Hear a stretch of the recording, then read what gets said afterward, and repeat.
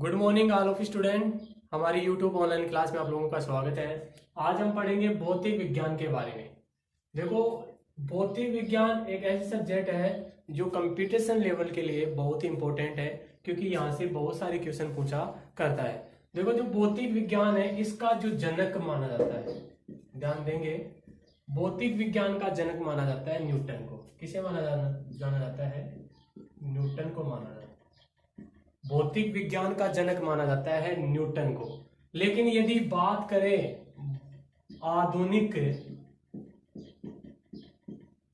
आधुनिक भौतिक की बात करें,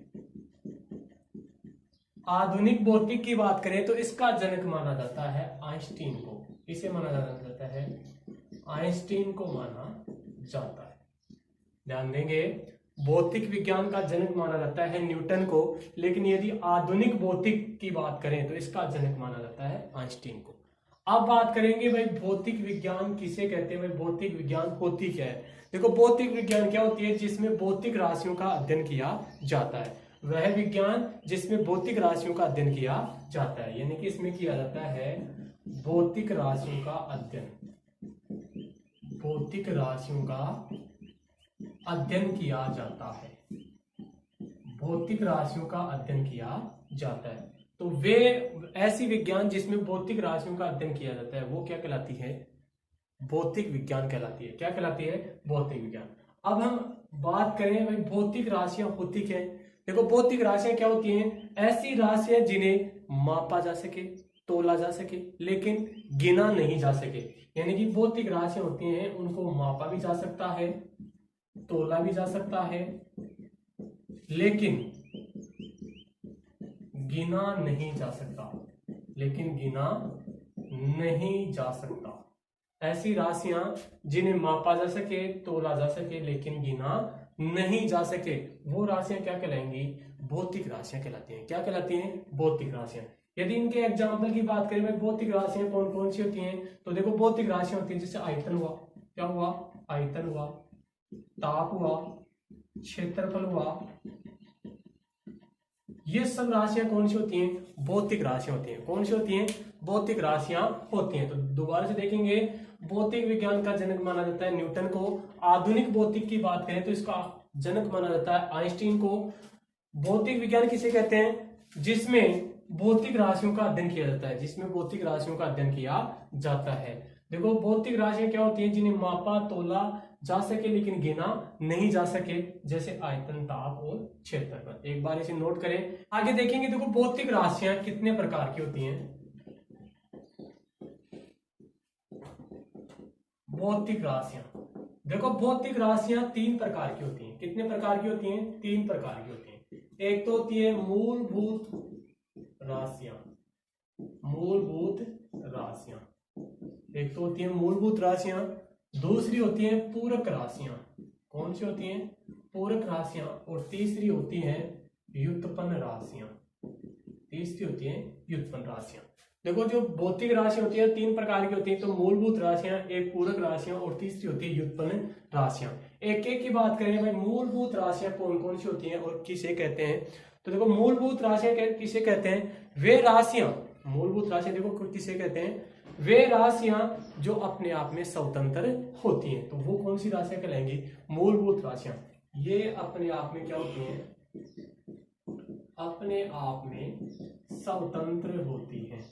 अपने आप में स्वतंत्र होती हैं। तो ऐसी राशियां जो अपने आप में स्वतंत्र होती हैं मूलभूत राशियां कहलाती हैं। और इनकी संख्या की बात करें भाई, मूलभूत राशियां कितनी होती हैं? तो इनकी संख्या होती है 7। कितनी होती है? 7। तो मूलभूत राशियां अपने आप में स्वतंत्र होती हैं, इनकी संख्या होती है 7। आगे बताएंगे भाई कौन कौन सी होती हैं। एक बार देखो, इनको देख लेते हैं। पूरक राशियां, तो पूरक राशियां कौन सी होती हैं? ऐसी राशियां जो अपने आप में स्वतंत्र तो होती हैं, लेकिन इनके द्वारा अन्य राशियां नहीं बनाई जा सके। देखो, स्वतंत्र तो होती हैं, स्वतंत्र होती हैं, लेकिन इनसे अन्य राशियां नहीं बनाई जा सकती, नहीं बनाई जा सकती।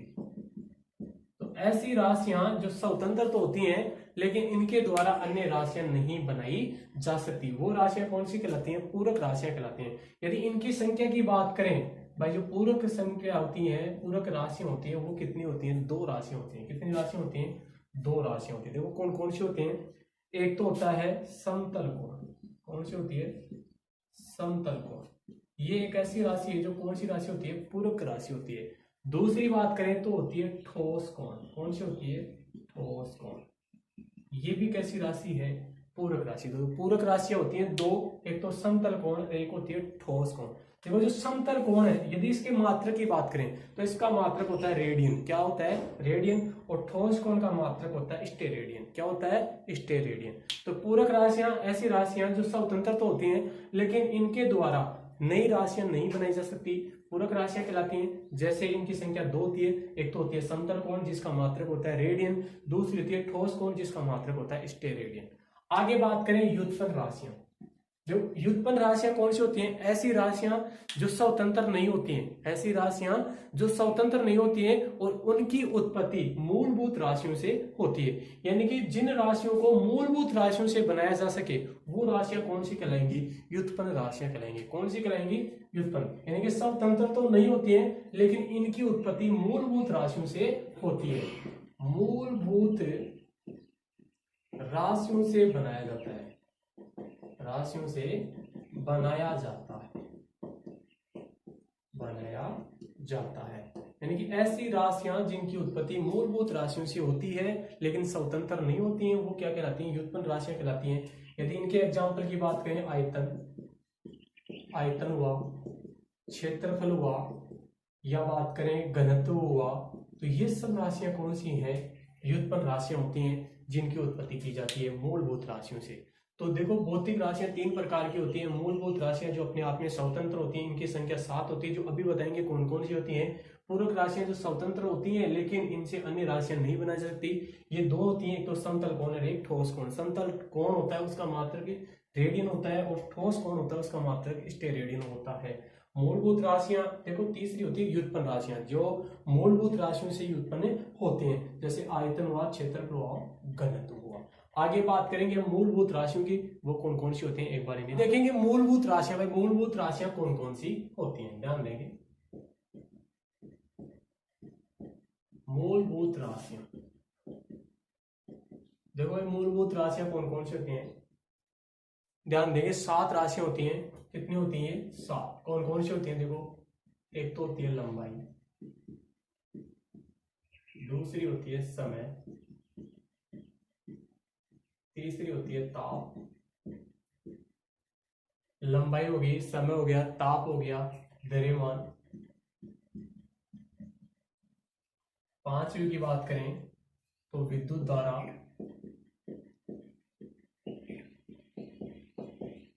छठे नंबर पे आती है प्रकाश की तीव्रता,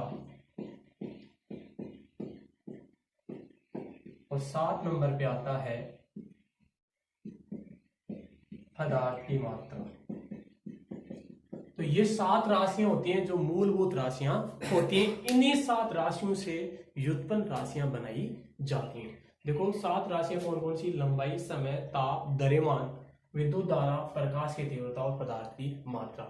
यदि इनके मात्रक की बात करें भाई, लंबाई जो मूलभूत राशियां होती हैं इनके मात्रक क्या क्या होते हैं? देखो लंबाई का जो मात्रक होता है वो होता है मीटर, समय का मात्रक होता है सेकंड, ताप का मात्रक होता है केल्विन, द्रव्यमान का मात्रक होता है किलोग्राम, विद्युत धारा जो करंट होती है इसका मात्रक होता है एम्पियर, प्रकाश की तीव्रता का मात्रक होता है कैंडेला, और पदार्थ की मात्रा होती है उसका मात्रक होता है मोल। क्या होता है? मोल। तो ये मूलभूत राशियां होती हैं 7। लंबाई जिसका मात्रक मीटर होता है, समय जिसका मात्रक होता है सेकंड, ताप जिसका मात्रक होता है केल्विन, द्रव्यमान होता है जिसका मात्रक किलोग्राम होता है, विद्युत धारा जिसका मात्रक एम्पियर, प्रकाश की तीव्रता कैंडेला, और पदार्थ की मात्रा जिसका मात्रक होता है मोल। यहां से एक छोटा सा क्वेश्चन कई बार पूछ लेता है कि जो मोल होता है, एक मोल में कितने अणु होते हैं, या कितने परमाणु होते हैं, या कितने आयन होते हैं? तो यहां से मैं बता देता हूं, जो एक मोल होता है, ध्यान देंगे, एक मोल, इसके अंदर 6.023 गुणा 10⁻23, ये आयन बोले या अणु बोले या परमाणु की संख्या होती है। तो एक मोल के अंदर आयन, अणु या परमाणु की संख्या कितनी होती है? 6.023 गुणा 10⁻23 होती है। तो एक बार इन मूलभूत राशियों को नोट करें। आगे का टॉपिक आप देखेंगे, आगे मात्रक पद्धतियां। देखो मात्रक पद्धतियां, देखो फ्रेंड्स, मात्रक पद्धतियां 3 प्रकार की बताई गई हैं। कितने प्रकार की? 3 प्रकार। पहली होती है MKS पद्धति, दूसरी होती है CGS पद्धति और तीसरी होती है FPS पद्धति। ये 3 पद्धतियां होती है मात्रक पद्धतियां।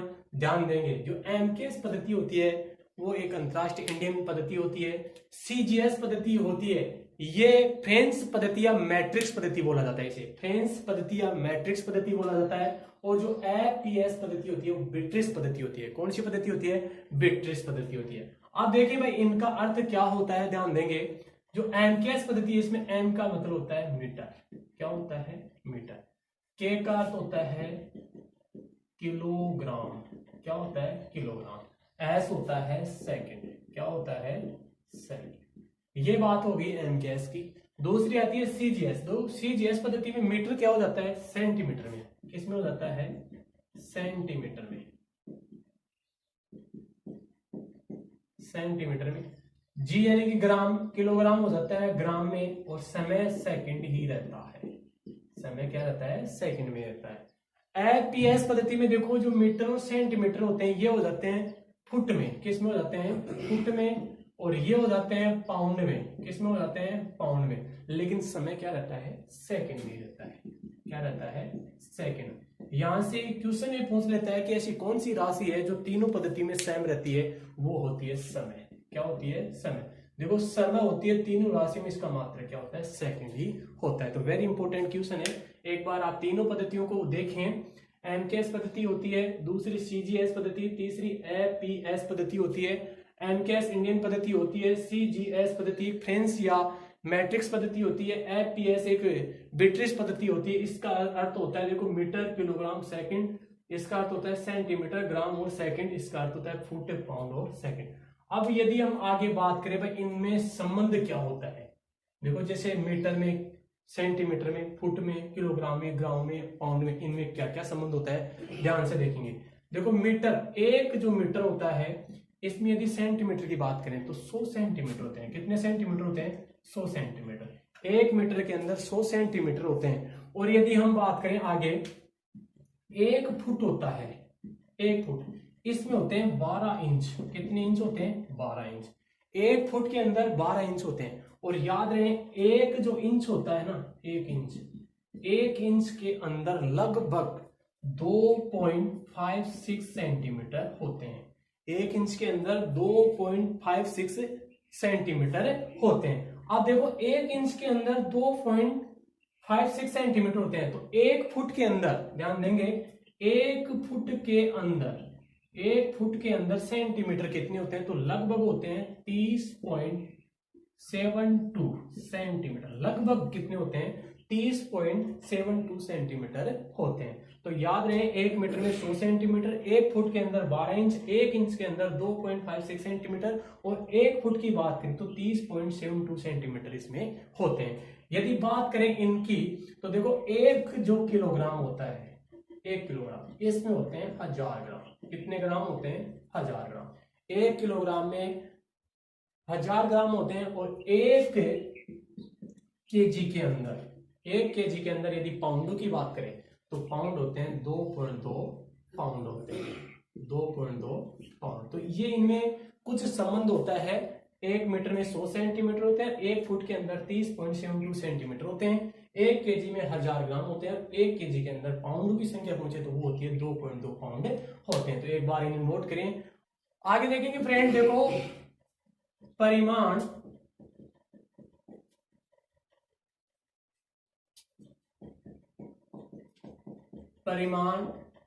मात्रक व दिशा। परिमाण, मात्रक व दिशा के आधार पर राशियों के प्रकार। परिमाण, मात्रक व दिशा के आधार पर राशियां दो प्रकार की होती हैं। कितने प्रकार की होती हैं? दो प्रकार की होती हैं। देखो वो कौन कौन सी होती हैं? एक राशि तो होती है अदिश राशि। कौन सी होती है?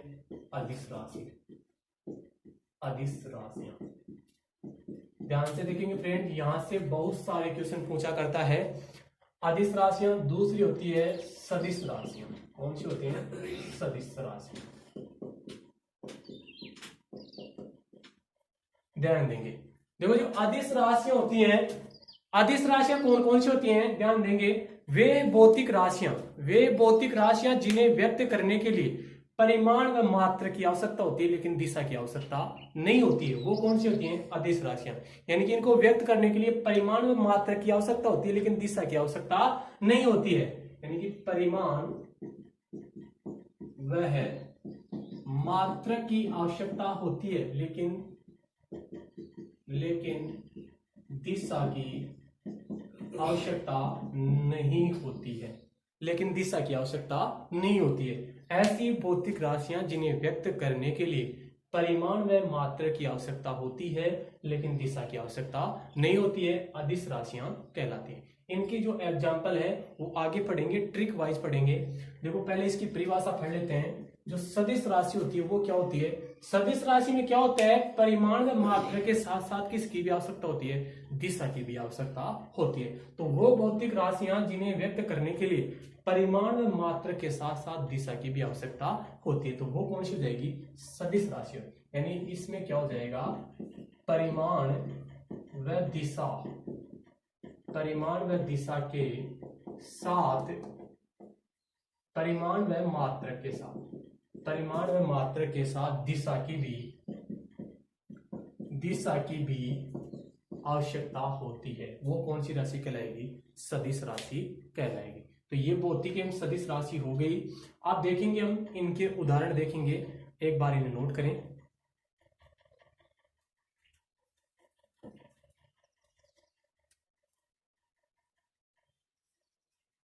देखो फ्रेंड्स, अदिश राशि के उदाहरण देखते हैं हम पहले। अदिश राशियों के उदाहरण, अदिश राशियों के उदाहरण ध्यान देंगे। बहुत बार पूछा करता है, यहां से आपको एग्जाम में पूछ लेता है, 4 ऑप्शन दे देता है और पूछ लेता है इनमें से कौन सी भौतिक राशि है, सॉरी इनमें से कौन सी अदिश राशि है, कौन सी सदिश राशि है। या आपको एक राशि दे देगा और पूछ लेगा कि इनमें से ये राशि किस प्रकार की है, अदिश राशि है या सदिश राशि है। तो यहां से हम देखेंगे भाई अदिश राशियों के उदाहरण, अदिश राशियां कौन कौन सी होती हैं। तो एक ट्रिक आपको याद रखनी होगी। यदि इस ट्रिक को आप याद रख लेते हैं तो मैं गारंटी लेता हूं कि अदिश राशियां आप जिंदगी भर में भी नहीं भूल पाएंगे। देखो ये ट्रिक क्या है? उसका दाल एमएससी, उसका दाल एमएससी से आता है।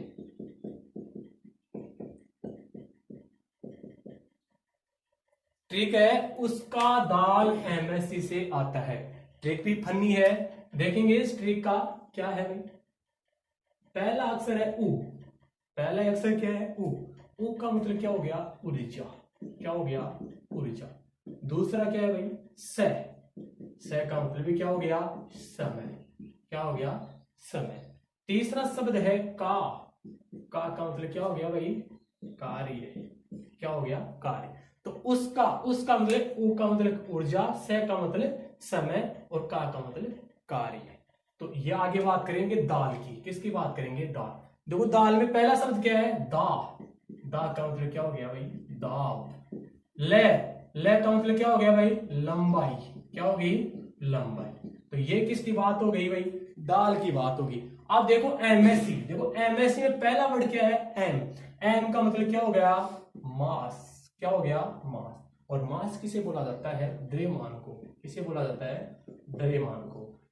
एस, एस यानी स्पीड। स्पीड किसे कहते हैं भाई? चाल को कहते हैं। किसे कहते हैं? चाल को। सी, सी यानी कि करंट। सी यानी कि करंट हो गया। और करंट किसे कहते हैं भाई? विद्युत धारा को कहते हैं। किसे कहते हैं? विद्युत धारा को कहा जाता है। तो देखो उसका दाल एमएससी से यानी कि ये से है, ये क्या रहेगा, साइलेंट रहेगा। आता है, आ का मतलब क्या होगा, देखो ध्यान देंगे, पहला वर्ड है आ का मतलब हो गया आयतन, क्या हो गया, आयतन।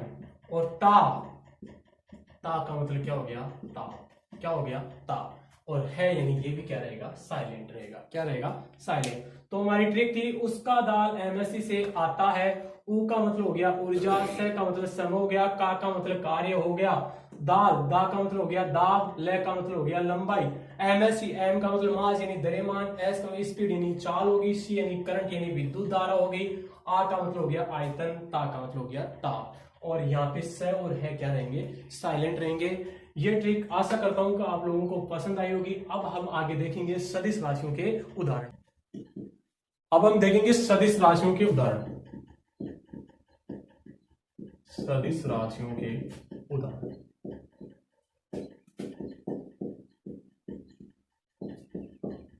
देखो सदिश राशियों के उदाहरण, वैसे तो सदिश राशियों के उदाहरण आशा करता हूं कि आप लोगों को याद हो गए होंगे। कैसे, क्योंकि मैंने आपको अदिश राशियों के उदाहरण दे दिए हैं, और अदिश राशियों के उदाहरण के अलावा जो भी आप राशियां बच गई वो कौन सी कहलाएंगी, सदिश राशियां कहलाएंगी। लेकिन फिर भी आप लोगों को बता देता हूं एक ट्रिक के आधार पर।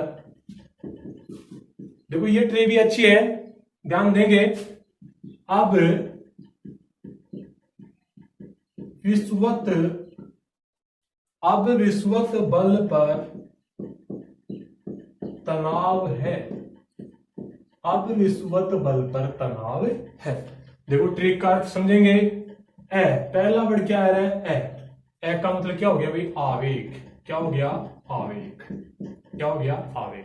यहां से देखो बे हो गया, या ये ले लो बल, दोनों का अर्थ एक ही होगा, बे ले लो या यहां से बल ले लो, दोनों का अर्थ क्या होगा, बल होगा, क्या होगा, बल होगा। अब आगे देखेंगे, इसमें देखो वी है, पहला अक्षर क्या है, वी, यानी कि ये तो क्या हो गया, विस्थापन, क्या हो गया भाई, विस्थापन हो गया। इसको साइलेंट रहने दो। वह का मतलब हो गया वेग, क्या हो गया, वेग। और तय है, इसका मतलब हो गया त्वरण, क्या हो गया भाई, त्वरण। तो ये विषुवत हो गया। बल का अर्थ हमने बता ही दिया, बल है, पर यहाँ पे साइलेंट रहेगा। और तनाव का अर्थ क्या होता है, तनाव का अर्थ सीधा सा हो जाएगा पृष्ठ तनाव, क्या हो जाएगा, पृष्ठ तनाव। तो ये कुछ राशियां हैं जो सदिश राशियां हैं। अब विषुवत बल पर तनाव है, ए का मतलब आवेग हो गया, ब का मतलब बल हो गया, वी का मतलब विस्थापन, व का मतलब वेग हो गया, त का मतलब त्वरण हो गया, तनाव यानी पृष्ठ तनाव। तो ये कुछ सदिश राशियां थी। आशा करता हूं कि आप लोगों को आज का पढ़ाया हुआ बहुत पसंद आया होगा। जो भी आपको इस टॉपिक में कमी लगी कमेंट करके बताएंगे। धन्यवाद।